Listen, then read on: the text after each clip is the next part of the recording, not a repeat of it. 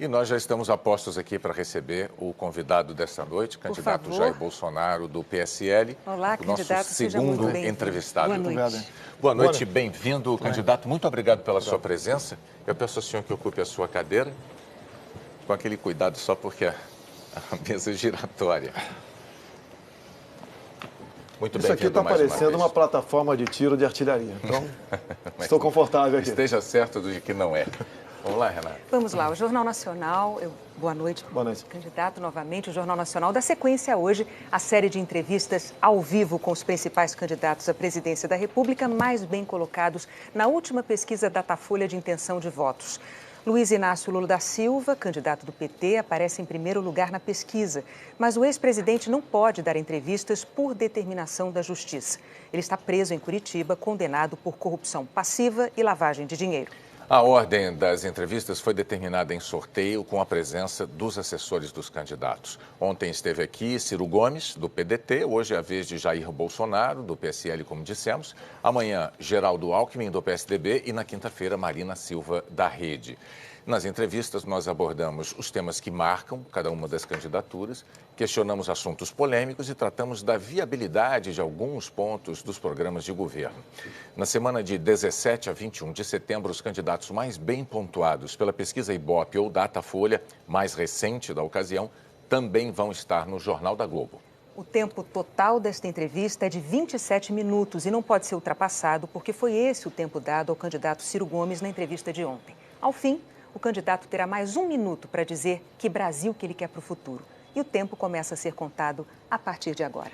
Candidato Jair Bolsonaro, bem-vindo mais uma vez. Nós vamos começar a entrevista falando sobre o velho e o novo na política. O senhor está no seu 7º mandato, são 27 anos.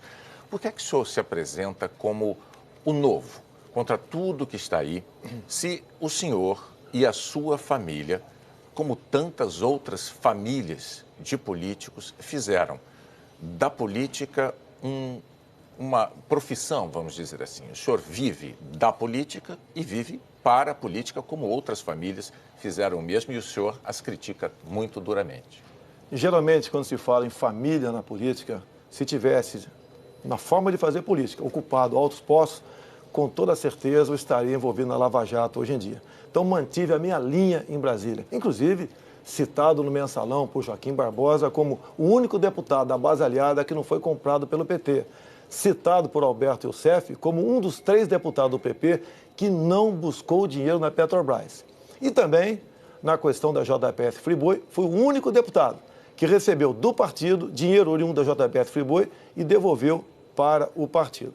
Então, eu estou lá na política há muito tempo, tenho 17 anos de exército brasileiro e mantive a minha linha. E ser honesto, Bonner, não é virtude, é obrigação. Mas eu vou tentar explicar aqui a questão que eu estou colocando. É que tudo que o senhor tem, em termos de patrimônio, o senhor conquistou com seus salários de parlamentar, tá certo? O senhor declarou à Justiça Eleitoral um patrimônio em torno de 2 milhões de reais. Isso coloca o senhor num grupo muito reduzido de brasileiros, né? 0,2% da população brasileira. Portanto, ao longo de 27 anos, o que aconteceu foi que o senhor fez da política uma profissão. A questão é, o que é que o diferencia de tantos outros políticos que trilharam o mesmo caminho? Bonner, nunca recebi dinheiro de empresa nenhuma para a campanha. Sempre fiz a minha campanha usando aquilo que consegui ao longo do mandato, em especial as minhas conquistas. Eu tenho reconhecimento popular para isso. Muitas vezes, inclusive no passado, sequer em televisão, no horário eleitoral gratuito, eu aparecia. Então, eu fiz um trabalho, no meu entender, reconhecido pelo povo como muito bom. Se não aprovei muitos projetos, também evitei que péssimos projetos fossem avante em Brasília. E, por tabela, elegi os meus filhos, um federal em São Paulo, um vereador no Rio e outro estadual no Rio de Janeiro. Ninguém é obrigado a votar nos meus filhos, eles acreditam em mim. É verdade, mas falando nessa questão, candidato, que ele mencionou, que a gente está falando de práticas novas na política que o senhor diz tanto defender, né? O senhor dispensou o auxílio moradia, mesmo tendo um apartamento em Brasília em março desse ano. O senhor já tinha dito que isso não é ilegal e de fato não é. Mas o que há de novo num candidato que defende a moralidade no uso do dinheiro público, mas que só volta atrás quando é cobrado publicamente? Não, eu fui para um apartamento novo agora porque eu precisava de um espaço maior. O meu apartamento tinha 70 metros quadrados. Tinha despesas também. Agora, vão me desqualificar por ter recebido o auxílio moradia, que é legal, como a pejotização de vocês também é legal? A gente só está falando das práticas novas na política que o senhor defende. Não, eu não tenho. Olha, nunca tive um cargo no governo. Nunca tive um secretário de município indicado por mim, do Estado, nada. Eu sempre fui um parlamentar preocupado com o meu mandato e o meu voto é algo sagrado. O meu voto é a marca do meu trabalho e respeito para com a população. Mas nessa questão do auxílio moradia, se todos fazem assim, o senhor faz como todos fazem, o que é de novo nisso? Olha só, eu estava num cubículo em Brasília. Todo o recurso que eu recebo em Brasília é para manutenção do meu mandato. Era para pagar também o IPTU daquele imóvel, era para pagar o condomínio, ficava quase no 0 a 0. Meu apartamento está à venda, se quem quiser comprar, está à disposição. E agora estou morando num funcional. E é tal negócio. A forma de você receber por PJ também é legal, está na lei. Eu não estou criticando isso aí. Vamos falar de economia, candidato? Vamos, é um tema caríssimo aos brasileiros, importantíssimo nesse momento, sobretudo Sim. nesse momento que o país está enfrentando. O senhor diz, com sinceridade até, que o senhor não entende de economia e quem vai cuidar desse assunto no seu governo, caso eleito, será Paulo Guedes, o economista. A questão é, em nenhuma democracia do mundo a notícia de um candidato a chefe de Estado que, com tamanha antecedência, ao longo de uma campanha eleitoral, já tenha delegado tamanho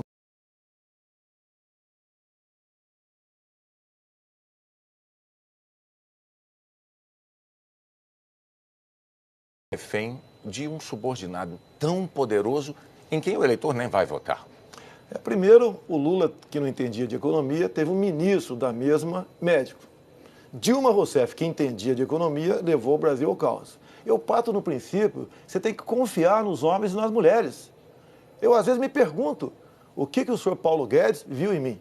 Ele já me respondeu, vi sinceridade e vi confiança. Eu tenho que confiar nele, como tenho que confiar no meu ministro da Justiça, o da Defesa, o da Agronomia, entre outros. E olha só, Bonner, pode ter certeza, eu sou o único desses que estão aí com chance de chegar que vai ter isenção para escolher os seus ministros. Não vai pedir bênção e nem vai estar preso a indicações políticas, que os ministros geralmente trabalham para os seus partidos políticos. Então tem essa independência. E o Paulo Guedes é um economista reconhecido dentro e fora do Brasil. O senhor tem repetido inúmeras vezes que Paulo Guedes vai permanecer com o senhor até o fim. Já foi questionado sobre isso, mas e se os senhores brigarem? Não tem briga, ele vai ficar. No entanto, existe um conceito de gestão que diz o seguinte, não se deve contratar ninguém que depois não possa ser demitido. E o senhor sabe que é impossível o senhor garantir que um subordinado vá acompanhá-lo até o fim do seu mandato. É uma garantia que o senhor não tem como oferecer, candidato. Então, a questão que eu gostaria de propor é a seguinte, digamos que Paulo Guedes um dia entre no seu gabinete como presidente da República e diga assim, sei lá, como ministro, ele diga assim, ó, presidente, ou o senhor faz isso, isso e isso, ou eu vou pegar o meu boné e vou me embora. O que o senhor faria numa situação como essa com o Paulo Guedes? O senhor deixaria ele ir embora e aí o senhor descumpriria essa promessa de mantê-lo até o fim? Ou o senhor obedeceria à exigência feita por ele? Bonner, é quase que um casamento. Eu estou namorando o Paulo Guedes há algum tempo e ele a mim também. Nós, Bonner, somos separados.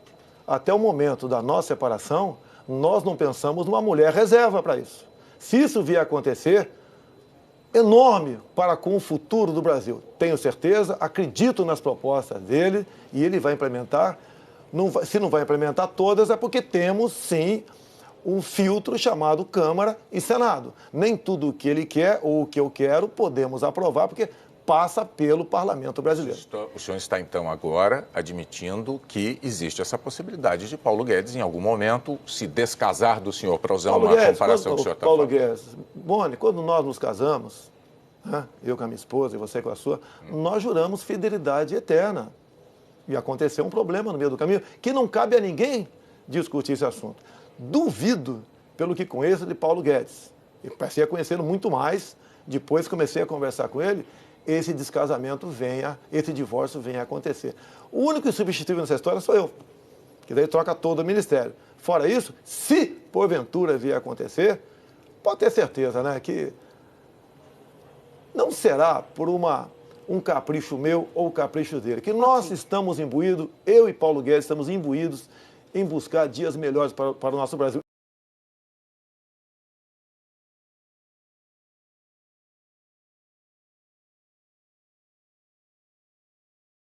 As mulheres ganham 25% menos que os homens. O senhor já disse que no serviço público já há garantia dessa igualdade salarial e no setor, na iniciativa privada, vale o que o empregador, o livre-arbítrio do empregador. O senhor já disse que um presidente da República, na sua opinião, não pode fazer nada a respeito para mudar esse quadro. O fato é que o senhor afirmou que, se fosse empregador, não empregaria mulheres com os mesmos salários dos homens. Ou seja, o senhor se solidariza pessoalmente com os empregadores que compartilham dessa desigualdade salarial. Como explicar isso às mulheres? É muito fácil. Renata, você leu isso, ouviu essa afirmação tua a meu respeito? Acho que eu ouvi e li. Não, você não. Me desculpe, a senhora não ouviu. Candidato, eu ouvimos, se o senhor quiser... Foi no programa do Luciana Gimenez? Sim. Foi no Mas já existia esse fato em jogo. Ela perguntou para mim, eu falei, é competência. Daí ela falou, as mulheres todas são competentes. Então, a questão de salário, a questão de competência, na CLT já se garante isso. O salário compatível, desde que não haja mais de 2 anos de tempo de serviço a mais entre um e outro. Nós sabemos que, na prática, existe desigualdade salarial entre homens e mulheres, tanto é que o IBGE mostra que as mulheres ganham 25% a menos que homens. Eu gostaria só de saber, o senhor eleito presidente da República, o senhor candidato à presidência, que políticas o senhor deve fazer para evitar essa desigualdade? Por que o Ministério Público do Trabalho não age no tocante a isso daí? Posso agir. O senhor, como presidente da República... Mas eu não tenho ingerência no Ministério Público do Trabalho. Isso está na CLT. É só as mulheres denunciarem, o MP do Trabalho vai estar lá e resolve o assunto. Mas o senhor sabe que o Estado ele tem mecanismos para estimular a iniciativa privada para que não cometa esse tipo de desigualdade salarial. Olha, e o senhor, como candidato à presidência da República, não vai fazer nada para... Ou melhor, como presidente da República, o senhor não fará nada para evitar... Mas é lógico que te faria, mas estou falando que o Ministério Público do Trabalho pode ser questionado. Eu estou vendo aqui uma senhora e um senhor. Eu não sei o certo, mas com toda certeza há uma diferença salarial aqui. Parece que é muito maior para ele do que para a senhora. São cargos semelhantes, são iguais. Candidato, deixa eu então, só, desculpe, até eu vou interromper vocês dois. Assim, eu poderia até como cidadã e como qualquer cidadão brasileiro, fazer questionamentos sobre os seus proventos, porque o senhor é um funcionário público, deputado há 27 anos, e eu, como contribuinte, ajudo a pagar o seu salário. O meu salário não diz respeito a ninguém. E eu posso garantir ao senhor, como mulher, que eu jamais aceitaria receber um salário menor de um homem que exercesse as mesmas funções e atribuições que eu. Mas agora eu vou devolver a palavra ao senhor, para o senhor continuar o seu raciocínio. Pode ter certeza, né? Você vive, em grande parte aqui, de recursos da União. São bilhões que recebem o Sistema Globo de recursos da propaganda oficial do governo. São concessões. Mas vamos lá. Não pregue-me essa pecha que eu defendo isso, porque se eu tivesse defendido um dia, teria um discurso meu na Câmara. Tá? Nunca teve um discurso, teria um projeto meu da Câmara nesse sentido. Não existe. Esse rótulo foi pregado em mim, no ano 2010, mais ou menos, 2012, quando eu dei uma entrevista para o jornal 0 Hora de Porto Alegre. Eu estudei e falei por que mulher ganha menos do que homem, de acordo com estudos, inclusive do IBGE. O senhor tem, então, algum projeto nesse sentido, se for eleito? Já está na CLT. A CLT já garante salário igual para as mesmas funções para homem e mulher. Não tem que discutir. E se a lei não está sendo cumprida, né? Quando uma lei não é cumprida, a quem compete resolver é a Justiça, é o Ministério Público do Trabalho. Candidato, vamos falar de emprego, então, vamos seguindo falando de emprego, é um tema importantíssimo também neste momento. O senhor tem dito que para ter mais emprego é preciso ter menos direitos trabalhistas. Eu pediria ao senhor que explicasse, num governo Bolsonaro, quais direitos trabalhistas os brasileiros deixarão de ter? Faltou um pedacinho antes. Eu tenho falado em todas as reuniões que eu faço, há quase 4 anos, em palestras pelo Brasil, que a classe empregadora, são os comerciantes, são os industriais, os empresários, têm dito o seguinte, eles têm dito o seguinte, um dia o trabalhador vai ter que decidir, menos direito de emprego ou todos os direitos e desemprego. Por que isso? O custo do Brasil... O senhor verbaliza o que dizem os empregadores na condição de candidato à presidência. Eu tenho falado para eles, você tem que demonstrar isso. Mas quais são os direitos trabalhistas que o senhor, como presidente, tiraria? Esses direitos estão previstos no artigo 7º da Constituição, cláusulas pétreas. Nenhum pode ser tirado. Nenhum pode ser tirado. O que nós temos que fazer, aí parte por parte do Executivo, nós temos que desonerar a folha de pagamento. Nós temos que desburocratizar.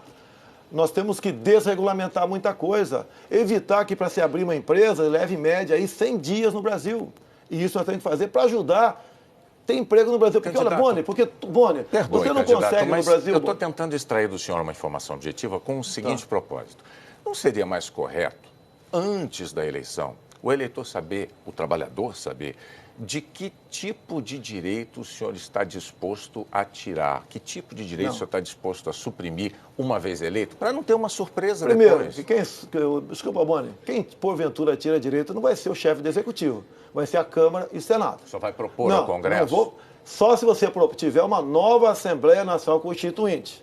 E se você instaurar uma nova Assembleia Nacional Constituinte, a gente não sabe o que vai acontecer dentro do parlamento. Você perde o controle daquilo lá. Agora, isso é uma realidade. Você não consegue produzir um prego no Brasil e botar de forma competitiva no Paraguai. E não jogue a responsabilidade em cima de um candidato à presidência para essa quantidade de problemas que nós temos no Brasil. É que o candidato disse que é preciso ter menos direitos trabalhistas para ter mais emprego. Mas eu vou seguir ainda na questão dos direitos trabalhistas. O senhor tem verbalizado, candidato, mas vamos lá. Aparentemente o senhor concorda com isso. Ainda na questão dos direitos trabalhistas, o Brasil assistiu à aprovação da PEC dos domésticos. E a PEC dos domésticos dignificou a profissão aí de milhões de trabalhadores brasileiros. Contra. Eu fui o único a votar contra. Em 2 turnos, então não houve erro da minha parte. Foi para proteger. O que eu defendia são os meus direitos, mas de forma gradativa. Levou milhares, milhões de senhoras e alguns homens que exerciam o trabalho doméstico para ser o quê? Diaristas. E como diaristas, não estão, sequer grande parte deles, recolhendo para a sua previdência. Então tem que ser devagar. Muita gente teve que demitir porque não teria como pagar. Muitas mulheres perderam o emprego exatamente pelo excesso desses direitos. Essa foi a minha intenção. Bom, os números recentes do IBGE a respeito disso não atestam com tamanha clareza o que o senhor está dizendo, candidato. Mas, para a gente também não ficar só num assunto, eu diria o seguinte, o eleitor deve entender, então, que para o senhor não tem saída. Ou não tem direito ou não tem emprego. Porque então a gente aprovar todos os direitos trabalhistas para os militares das Forças Armadas. Você seria favorável? Eu sei que o entrevistado está sendo eu. Vamos aprovar todos os direitos trabalhistas para os militares das Forças Armadas e Forças Auxiliares? Não foi a questão que eu coloquei, candidato. Eu falei de empregados domésticos e o senhor votou contra. O senhor disse que foi o único a votar contrariamente. Votei pretendendo defender e sabendo que ia ser o único votando contra. Então eu não me joguei no covil dos leões. A imprensa não bateu em mim na época. Houve sim demissão, Boné. Houve. Muita gente que chegava, dormia no trabalho, passou a não dormir mais. Muita gente chegava cedo, até fazia um café para os patrões ali, não chego mais para não contar aquele tempo de serviço. Perderam o café da manhã e perderam o pernoite. Eu vou pedir, então, licença para a gente ir para agora, esses são direitos, inclusive, que o senhor se referiu. Mas vamos partir para um outro tema importante, que é a homofobia. A cada 19 horas, um gay, lésbica ou trans é assassinado ou se suicida por causa de homofobia no Brasil. O senhor já disse que não é homofóbico, mas o senhor também já declarou que vizinho gay desvaloriza imóvel. O senhor já disse que prefere que um filho morra a ser gay. O senhor já, inclusive, relacionou pedofilia com homossexualismo. Candidato, essas declarações não são homofóbicas? Esse termo, inclusive, homossexualismo foi o senhor que usou, porque é um termo... Vamos falar. Em geral, a palavra correta para se usar seria ter homossexualidade. Renata foi literal na transcrição do que o senhor disse. Olha só, isso começou a acontecer em novembro de 2010 comigo. Até aquele momento eu era uma pessoa normal, como você. É normal por aí, no tocante a isso. E eu, passando nos corredores da Câmara, vi algo acontecendo de forma esquisita. Um grupo que não é normal você ir na praia e encontrar gente de paletó e gravata. Ou num fórum, gente com short de banho. E estava um pessoal vestido a caráter. E perguntei sim para um segurança lá, vai haver alguma parada do orgulho gay na Câmara? E tomei conhecimento do que estava acontecendo lá. Eles tinham acabado o 9º seminário LGBT infantil. Repito, 9º seminário LGBT infantil. e estavam discutindo ali, né, comemorando o lançamento de um material para combater a homofobia, que passou a ser conhecido como kit gay. Entre esse material, Bonner, estava esse livro lá, Bonner. Então, pai que tenha filho na sala agora, retira o filho da sala, para ele não ver isso aqui. Se bem que na biblioteca das escolas públicas tem. Olha só, não vou não mostrar se as crianças não, mas é um livro escolar, é para criança. Eu pediria ao senhor é um livro para criança. Os pais não sabem que isso está na biblioteca. Nós temos uma regra, candidato, que eu estou relembrando com seus assessores. Os candidatos não mostram documentos, eles não mostram papéis. Não, mas está aqui o livro, uma prova. Eu pediria ao senhor... Isso daqui... Não é, candidato, posso lhe dizer... Vou tirar o livro aqui. Não é respeitoso. Então, só pode deixar o livro comigo. Não, pode deixar, não vou mostrar mais não. Então, olha só, eu vou mostrar numa live, depois do programa, o livro, sem problema nenhum. Se bem que fiz esse livro com a minha filha até o momento antes do livro entrar. Olha só. Eu estava defendendo as crianças em sala de aula. Quando o senhor se referiu a todos esses momentos, todos esses momentos. O que isso tem a ver com as crianças? Todos esses momentos. Um pai não quer chegar em casa e encontrar o filho brincando com boneca por influência da escola. Esse é o assunto. Candidato, mas espera aí. Ele fez uma pergunta, mas foi em comissões, foi em momentos que a temperatura cresceu, nada eu tenho contra o gay, eu tenho contra o material escolar em sala de aula. Defender, candidato, então por que para defender o seu ponto de vista, o senhor faz declarações tão fortes que inclusive podem ofender as pessoas? Não, tem muito gay que é pai, que é mãe e concorda comigo. As declarações foram fortes, foram algumas caneladas, peço até desculpas, mas foi um momento de temperatura alta em comissões que quase houve vias de fato em muitas discussões, que o ativismo LGBT levava para isso. Inclusive, eu peço para você que está em casa, entre na internet, pegue lá, Plano Nacional de Promoção e Cidadania LGBT. São 180 itens, entre eles a desconstrução da heteronormatividade. Ou seja, estão ensinando em algumas escolas que homem e mulher está errado. Pode ser sim, homem com homem, mulher e mulher. O que é difícil, Bonner, para criancinha a partir de 6 anos de idade. Bom, vamos lá. Renata... Vamos falar sobre... Qual é o tema agora? Segurança pública. Sim. Eu acho que é a hora de entrar com esse tema, então, está na hora. Vamos lá, candidato. Outro tema importantíssimo, o Brasil está preocupadíssimo com o tema, sim, e é um tema caro ao senhor também. O senhor sabe, nas favelas brasileiras, a imensa maioria dos moradores é de gente honesta, trabalhadora, que vive sob o jugo, sob o domínio de traficantes de drogas e que, muito frequentemente, é vítima de tiroteios entre bandidos e policiais. O senhor afirmou que violência se combate com energia, se combate com inteligência e, palavras suas, se for o caso, com mais violência ainda. Mais violência ainda, candidato. Como é que o senhor acha que os brasileiros que vivem nessas comunidades dominadas por traficantes, que são vítimas desses tiroteios tão frequentes, como é que elas recebem uma afirmação como essa sua? O mais violência ainda, que eu declarei sim, isso que você falou aí, é se o bandido lá está com 7,62 atirando, o policial por lá de cá tem que ter uma .50. Se ele está com a .50, você tem que ter um tanque de guerra por lá de cá. Eu já fui vítima de violência. Bonner, você também, infelizmente, Bonner. Só Deus sabe o que passou na tua cabeça sobre a sua integridade, sobre a minha integridade. Esse tipo de gente, você não pode tratá-lo como se fosse um ser humano normal, tá? Que deve ser respeitado, que é uma vítima da sociedade. Nós não podemos deixar os policiais continuarem morrendo na mão desses caras. Nós, do Exército Brasileiro, acabamos de perder 3 jovens garotos para o crime agora. Nós temos que fazer o quê?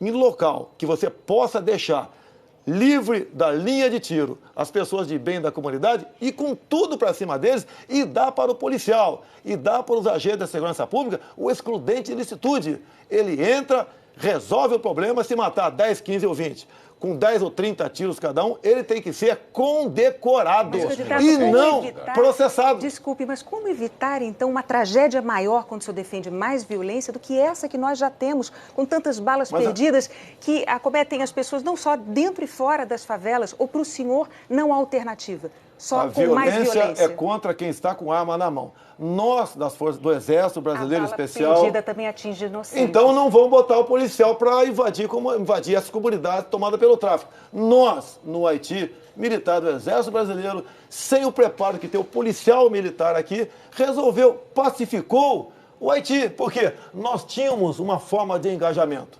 Qualquer elemento com uma arma de guerra, os militares atiravam 10, 15, 20, 50 tiros e depois ia ver o que aconteceu. Resolveu o problema rapidamente. Você vê bonde aqui no Rio de Janeiro, na Praça Seca, com 20 homens de fuzil. Como é que você tem que tratar esse...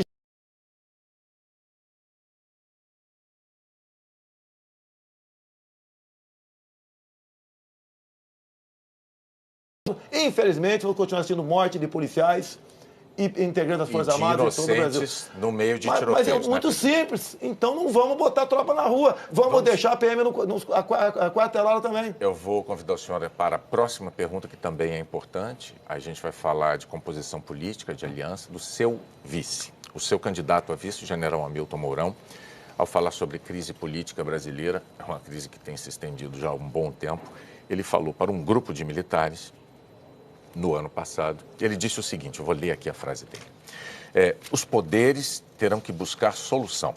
Se não conseguirem, chegará a hora que nós teremos que impor uma solução. Hoje, a propósito, até o seu vice, ele voltou a esse assunto, ele disse que isso aí seria só no caso de haver uma situação de caos. Candidato, que solução seria essa que os militares teriam que impor ao Brasil? Impor uma democracia. Tá. Isso aconteceu em 64. E na forma da lei... Nós estamos em 2021. Na forma da lei e da Constituição da época, 2018, os militares chegaram lá. Tem 3 anos. Os militares chegaram não, foram eleitos presidente da República por 5 mandatos, tá certo? As palavras dele estão em consonância com o que grande parte da sociedade fala. E ele teve a coragem de externar isso daí. Ele agora é o militar da reserva. Nem eu, nem ele, nós queremos nada pela força. Tanto é os historiadores sérios se referem a 1964, candidato, como um golpe militar.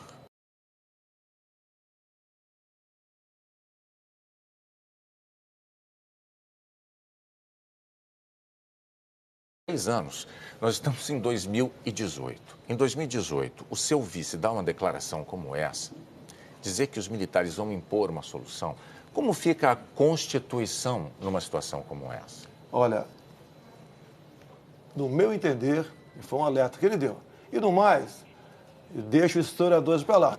Participamos da Revolução Democrática de 1964, identificados com os anseios nacionais de preservação das instituições democráticas, ameaçadas pela radicalização ideológica, distúrbios sociais, greves e corrupção generalizada. Repito a pergunta aqui. Roberto Marinho foi ditador ou um democrata? É a história. Eu vou convidar o senhor, então, a se dirigir ao público. O senhor tem 1 minuto para dizer qual é o Brasil que o senhor quer para o futuro. Nos últimos 20 anos, 2 partidos mergulharam o Brasil na mais profunda crise ética, moral e econômica.